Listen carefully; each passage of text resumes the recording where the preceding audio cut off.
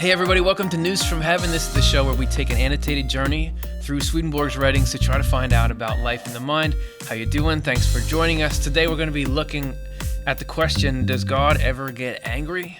The places we're going to take this are pretty amazing. We're going to look at God's power. Yes, that is a picture of a beefy arm. A sphere, and just what kind of sphere is that going to be connected to this? And something that I'm particularly qualified to talk about, insanity. If you're enjoying this show at all, please like and subscribe, leave comments. This is how the whole thing keeps going. Thank you for all your participation so far, because your participation is part of what we're trying to do with this show. Because what we're really trying to do, even though we're talking about God's power and is God angry and all this, is we're trying to lift each other up out of the day-to-day negativity that gets us down. These dark clouds symbolizing the forces in our minds and hearts that try to keep us miserable. And for some people, these clouds might seem like God, meaning there are a lot of people who think God hates me, God thinks I'm a failure, God is not impressed with my fashion sense, these sorts of things. I'm joking, but it can get really serious, or at least God is neglecting or somehow disappointed. For some people, that may not really be on their radar, but for a lot of people, it is. So what does Swedenborg have to say about that, and have to say about this whole sort of cottage industry at his time that made a living off of preaching that God was furious at you? Can God do that? And what would be the metaphysical requirements to answer definitively either way? Let's go. Let's do it, man. This is exciting. We're going to go to True Christianity, Volume 1. Download the link from the description here. Scroll your PDF down to number 56, where we're going to begin. In the universe and everything in it, and this is how we always start in one place, and then it's just this inevitable chain links to the next place. In the universe and everything in it, God's omnipotence follows and works through the laws of its design. And we're going to start with a fascinating definition of this word, omnipotent. God is omnipotent because he has all power from himself. All others have power from him. So that's interesting, because you could think of, if these are all the things that can have power in the universe and your dot size corresponds to how powerful you are, God's omnipotent because God is the biggest dot. So you're all powerful because you have the most power. But what Swedenborg is here saying is that not only is God a super big dot, but all these other dots are actually borrowing their power from God in the first place. So it's not just, hey, you don't have as many marbles as me. You're borrowing my marbles right now to do what you're doing. So that's the omnipotence of God. That's where we begin. God's power, and then we're going right into the next thing. God's power and his will are one. Because he wills nothing but what is good, he cannot do anything but what is good. God's power and his will are one. That means God could never be in the situation of saying, I shouldn't have done that. I wasn't myself in that moment. That God is always consistent because God doesn't have this divided mind where he falls prey to lower tendencies like we do, or makes a mistake or misjudges something. That God's always doing what God wants to do, but what kind of doer is God in the first place? Let's see. Because he wills nothing but what is good, he cannot do anything but what is good. And I want to focus on this word good. Let's just use all my highlighter colors. He cannot do anything but what is good. And that's interesting to think about, because where do we get our picture of God and what God is like? Perhaps you have an idea of God, and this comes from point A, B, C of theology that you were taught or you read or somebody on YouTube tried to convince you of. And maybe you have sort of an idea of the person of God. Does God have a beard or not? I know there's a lot of, oh my gosh, sorry God, I just drew a terrible picture of God. Forgive me. I think we're going to learn in this passage that even for that picture, I can be forgiven. He's going to be like, oh, okay, fine. That's the picture of God. But if you're saying he cannot do anything but what is good, we're going to get a different picture of God, and you're going to see it in this next couple of sentences. In the spiritual world, no one can do anything against his or her will, a condition that comes from God. You've maybe heard this in Swedenborg. It's an authentic world in the spiritual world. There's not the hypocrisy and you put up a face and you don't know if you can trust the person. You know who they are. A condition there that comes from God, from the fact that his power and his will are one. Fascinating to think that, because if you think about layers of reality that we're going out here, and if you have God over here, and you have, let's say this is the physical world where we are now, and you have the spiritual world here, as we move from physical to spiritual, when we pass away, when we shed the body, because we're moving a layer closer to God, suddenly, just by proximity, we are acting more like God acts. Not that we're adopting God's intention and personality as our own, but because God is internally consistent, so we need to be too. I don't know if that's just only interesting for geeks like myself, but it is for us geeks, so that's very good. But look at the other qualifier for God here. God is, in fact, goodness itself. That's got to be a red highlight. God is goodness itself. So if we go back here to our picture of God before, as how do we get an idea of what God is? We think of theological descriptions or images we've seen or something. But then you think about goodness. You think about love, the times you've seen love expressed, the times you've felt love, the times you've seen good things done, the time there's been a hand reaching out for help. Oh yeah, that looks like a hand. And then there's another hand helping when you see people getting together. That's an example of goodness. Just when there are people who you know are acting kindly towards you, towards each other, you think about the feeling of those, the nature of those, to realize that, put that mosaic together, and that you're seeing actually God, not just a reflection of God, but anything good you've ever seen, you're seeing God. But not in the God isn't really anything then, it's just a label we slap on what's already good. That Swedenborg has this fascinating combination of God is this broad, expansive, anything good, but also this person who you can get to know and runs the universe and everything else you'd see on the right side of the God description. Somehow that's the same. So you're seeing the character of God in goodness. Take that and add that to your picture here of God and theology and all that and see what that does. I think that's cool. When he does something good, he is in himself because God is goodness itself. He cannot walk away from himself. So it seems like we're ending this paragraph asserting that God's good. God is not evil. So how does that get into how God looks at us? Clearly then, his omnipotence fills and works within the sphere of the extension of goodness. A sphere that is infinite. And we're about to spend, too late to click away now, this next paragraph talking about the sphere of the extension of goodness. This is our sphere that we were talking about before, but let's break down how exactly that works. So here we have just what everyone's been asking for, the sphere of the extension of goodness. So this is something that emanates out, and Swedenborg describes it. This text at the bottom is just what was in the other document, but I just wanted it here so I didn't have to flip and flip and flip between. I know, stop explaining, just get to what you're talking about. At a deep level, this sphere pervades the universe and everything in it. So we start with some extension. This sphere it's hard to represent non-spatial things in a spatial diagram, but this thing is not just somewhere, it's going out everywhere. At a deep level, interesting, he says at a deep level. So in some ways, it must not always be detectable, even if it's there. At a deep level, this sphere pervades the universe and everything inside it. At a deep level, again with this qualifier, this sphere, what do we do here? Also governs things outside of itself to the extent that they become part of it. I just got to highlight in different colors so I remember what I want to talk about. Part of it through their own design. Okay, we're going to need some things outside this sphere. So rather than risk my artistic reputation, these things will just be dots. But they would be us. They would be objects, situations. I don't know. It could be any kind of thing. We've got all these things out here, right?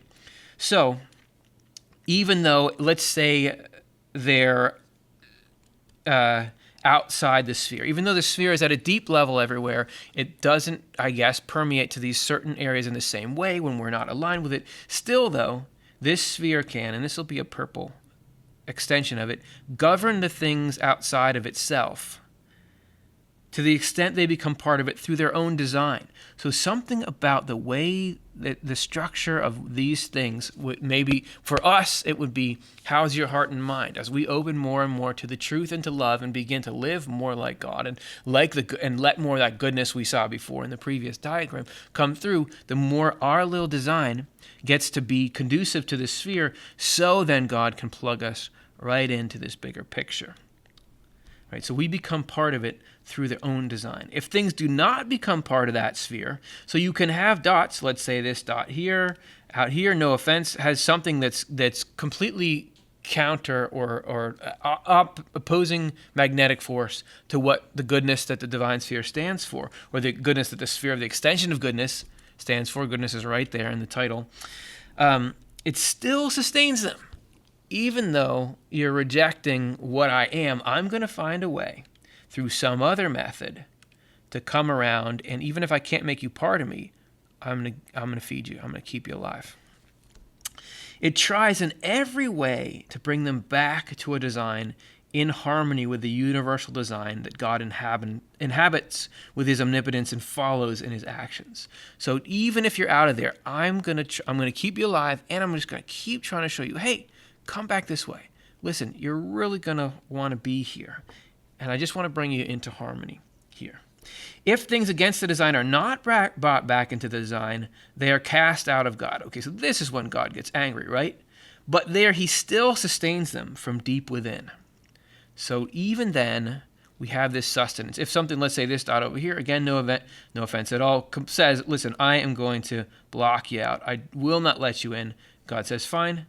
I can't get to you. I'm going to send this sneaky little sustenance deep within your core just so you can continue to exist, because I have all power, including the power to exist. So that's the involvement of the sphere of extension of goodness. But how does God feel when those things reject? Is he angry? Let's get to that. From all this, you can see that divine omnipotence cannot move outside itself into contact with any evil, because it is goodness. It's the opposite thing. Nor can it move evil away from itself, because the sphere of goodness loves you even if you're evil. It doesn't matter if you've found something harmful to do and you've made it your life and I don't care the effects on people. That's not going to, the sphere of goodness is not going to say, well, forget you then. It's going to say, hey, can I turn you around? Can I get you back in here? Evil turns itself away, which is how it ends up being completely separate from God and thrown into hell. And Swedenborg makes a big deal about saying this. People talk about thrown into hell. The sphere of divine goodness, aka what the Lord is never throwing anybody anywhere. When you don't like goodness, like I don't like, and you think about that word could just become a meaningless philosophical term. Think about what goodness means, what goodness represents to you, what it's meant in your life. Every time you've seen a really potent example of something elegant, somebody did something, somebody sacrificed something, somebody put themselves at risk for somebody else, somebody did something touching for you, how elegant and cool that was. That's the sphere we're talking about, not like over saccharine goody goodness or with conditions, sort of too rigid goodness, too judgmental. The real thing. If you don't like that, then you don't like it. You don't want to be in there. Okay, get me away from that. And just by definition, getting away from that is hell. Between heaven, where God is, and hell, there is a huge chasm. And that chasm is not, well, fine, you're not allowed in. It's an emotional state. Emotional. Oh, I think there should be an M there. It's an emotional. The difference is psychological. That here, you've got love. We'll do it. Here you've got love and community and camaraderie. And here you have, hey, I like being happy at other people's expense. Those are the most different things in the universe. To actually understand how you're affecting someone versus how can I use someone else just for how it makes me feel. Those are the most different things that exist. Of course, in a psychologically based world, which is the spiritual world, they would be way different, man. That makes sense to me.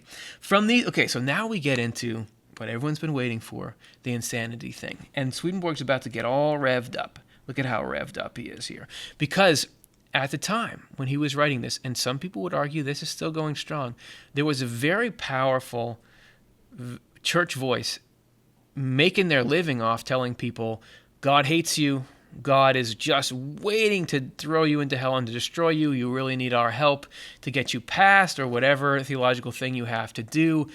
And this was causing a lot of problems, both in the physical world and, Swedenborg said, in the afterlife. This kind of picture of God, where there's not a sphere of goodness like we pictured, but this sphere of judgmental hate and rage and revenge and everything that actually is on this side, that people were saying, oh no, God's on this side of the chasm with everything that has to do with hate and getting back, rather than this side which has love. That was causing problems. And so Swedenborg here goes in. From these few points, so what we were just saying, you can see how insane people are who think that God can condemn anyone, curse anyone, throw anyone into hell, even that person at work that's bothering you, predestine anyone's soul to eternal death. And actually, this predestination here, there's a section here about where he's railing against the concept that was popular in his day of predestination, that basically God would program it so that certain people never had a fighting chance and they just go right to hell just because of who they are, which is, of course, heinous, and that's why he's reacting to it so strongly here. Predestine anyone's soul to eternal death, avenge wrongs. Even that God can't have this revenge mindset where he can't say, well, you know how you did that? You're going to suffer accordingly. Or rage against or punish anyone, not even punish. Not that there aren't corrections, but there's a difference. Because punish is just about the satisfaction of revenge. But the divine can only ever do things. As we saw in our sphere before, let's look back at it. Only things divine can ever do are things that are trying to lead you back in. It may include uncomfortable circumstances, and Swedenborg describes some pretty extreme ones that people have to go through, but it's only ever to get you back in harmony. There's never this feeling of like, all right, I'm just going to get you. I'm going to get you. That's against what it means to be God. People are even more insane if they actually believe this, let alone teach it. And here you get to, I think, the point he's really trying to make, which is that people in positions of religious authority or spiritual teaching authority can do a lot of harm by spreading ideas that cause the kind of misery that we're looking at. When people's clouds, when the things that are trying to get people down and make them miserable, say that God is with them, when actually God is the one who offers salvation from them. God is the opposite. God is the love that's trying to bring us up and out. When it seems like God is part of this bad weather network, that's a problem. And these clouds could never really exist unless some heinous ideas about God had gotten in there in the first place. So there's a real price to pay. Have any of you ever struggled with ideas about God that were getting you down? Let me know in the comments, because other people may be struggling with the same things, and they need to see that and see that, no, there's no way that this is true, especially given this definition. In reality, and this is the sentence that I always remember this passage by, God cannot turn away from us or even look at us with a frown. Because I've had people, too, that I know that think, well, but at least God disapproves of me right now. But try disapproving of somebody without frowning. Right? That's the nature of the love of God, is that it doesn't matter. There's certainly things you can do that goodness would not want you to do, and there are things that cause a ton of pain, and God is always going to protect people and do things, but you are never given up on. That God is never like, forget it, you're a waste of time. And I find that even though I've got all this Swedenborg information, you can still have that creep in that, like, okay, I'm beyond hope, or this was the last time. I've failed too much. God's given you infinite chances. Swedenborg says that anybody at any time has the means to turn things around. So he can't even look at us with a frown.